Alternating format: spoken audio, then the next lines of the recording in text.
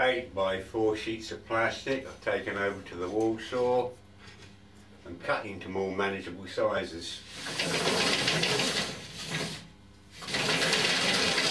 When that's done, the pieces are taken over to the circular saw.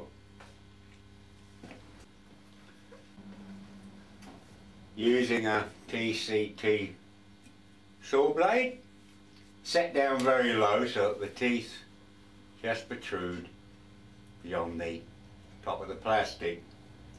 By taking a slicing cut like this, you're going to get less breakout on the reverse side when you're dealing with laminate plastics. For width of the cut, I'll use a fence. A little addition to the fence is I've added a plastic wheel. This little plastic wheel has 2 O-rings in grooves fixed to the fence, and it holds down the plastic as it goes through, as we're dealing with relatively thin strips. Cutting 4-foot strips to length I find more convenient on the bandsaw. On here I've just G-clamped a block of wood to give me the required length. This is passed through the bandsaw and repeated for as many as we require. Having cut our little plait to size, it looks more pleasing if it's got beveled edges like so. And this I've achieved by putting a 45-degree router bit in the drill press. I made up a little plastic which is bolted down to this, so that's just simply passed through all 4 sides and we get that effect.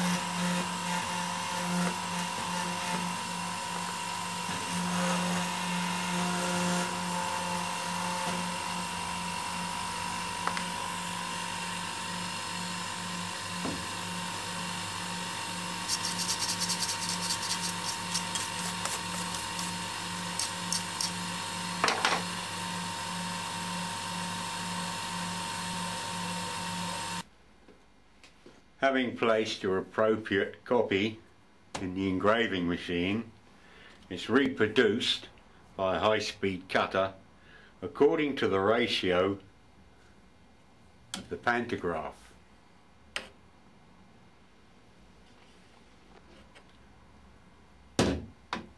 If you're a kipper,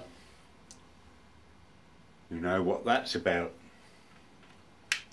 But if you don't know, go and visit Jeff Taylor's channel.